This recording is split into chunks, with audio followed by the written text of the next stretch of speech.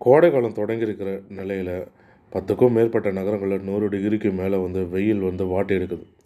இதன் மூலயமா fan, AC, ஏர் கூலர்னு தொடர்ந்து ஓடிட்டே இருக்கும்.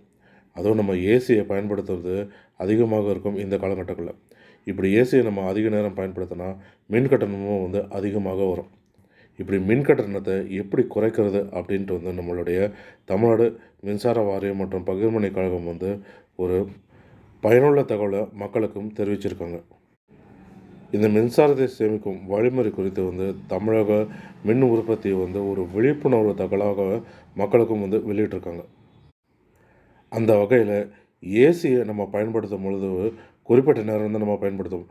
1 மணி நேரமோ 2 மணி நேரமோ குறிப்பிட்ட நேரம் நம்ம பயன்படுத்துவோம். ரிமோட்லேயே டைமரை ஆன் செஞ்சுட்டு நம்ம படுத்துகிறோம். 1 மணி நேரமோ அல்லது 2 மணி நேரமோ. அதுக்கப்புறமா பார்த்திங்கன்னா ஏசி ஆஃப் ஆகிடும். ஆனால் ஸ்டெபிலைசர் ஆஃப் ஆகாது. அது தொடர்ந்து ஓடிட்டு தான் இருக்கும். ஸ்டாண்ட் பையில் இருந்தாலுமே கூட குறிப்பிட்ட அளவு கரண்ட் செலவாகிட்டு தான் இருக்கும். எல்லா சுவிட்சுமே உங்கள் வீட்டில் இருக்கிற எல்லா சுவிட்சுமே ஆஃப் செஞ்சுட்டு, ஏசியுமே ஆஃப் செஞ்சுட்டு, ஸ்டெபிலைசரை மட்டுமே ஆன் செஞ்சுட்டு நீங்கள் மீட்டரில் பார்த்தீங்கன்னா உங்களுக்கு குறிப்பிட்ட அளவு கரண்ட் செலவாகிட்டு தான் இருக்கும். இப்படி ஏசியுமே ஆஃப் செய்கிறது மட்டும் இல்லாமல் ஸ்டெபிலைசரையும் சேர்த்து ஆஃப் செஞ்சால் மட்டும்தான் மின்சாரத்தை சேமிக்க முடியும், அதிக மின் கட்டணத்தை தவிர்க்க முடியும்னு தமிழக மின்சார வாரியம் தெரிவிச்சிருக்காங்க. இப்படி என்னதான் அரசு விழிப்புணர்வு ஏற்படுத்தினாலும் நம்மளில் ஒவ்வொருவருமே மின்சாரத்தை சிக்கனமான நடவடிக்கைகளை பயன்படுத்த ஈடுபட்டால் மட்டுமே கோடை காலங்களில் தடையின்றி நம்மளுக்கு மின்சாரமும் கிடைக்கும். அதே போல் ஏசியை நம்ம பயன்படுத்துறதுங்கும் போது எடுத்த உடனே ஏசியை 16ல் வைக்கிறதும் 18ல் வைக்கிறதும் இது போல் வைக்கிறதுனால கரண்ட்டு பில் இன்னும் எக்கச்சக்கமாக தான் எகிரும்.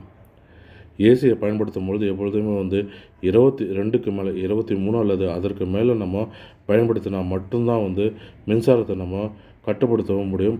கரண்ட் பில்லும் நம்மளுக்கு குறைவாக வரும். அதே போல் இந்த ஏசியில் இருக்கிற ஃபேனுமே நம்ம அதிக ஸ்பீடில் வைக்காமல் குறிப்பிட்ட அளவுக்கு 3ல் வச்சாலுமே போதும், நம்மளுக்கு கரண்ட் பில் மிச்சப்படுத்த முடியும். ஆனால் இதில் ஒரு சிக்கலும் இருந்தாலுமே கரண்ட் பில் சேமிக்கணும்னு நினைக்கிறவங்க இப்படி செஞ்சு தான் ஆகணும்.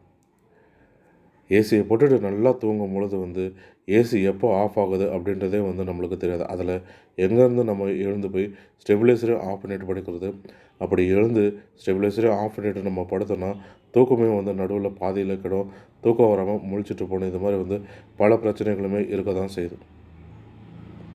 ஆனால் 2 மாதம் கழித்து கரண்ட்டு பில் வரும்போது தான் நம்மளுக்கு தெரியுது, இதுக்கு தூக்கம் கெட்டாலும் பரவாயில்ல, நம்ம ஸ்டெபிலைசரை ஆஃப் பண்ணிகிட்டே படுக்கலாம்னு நம்மளுக்கு தோணும்.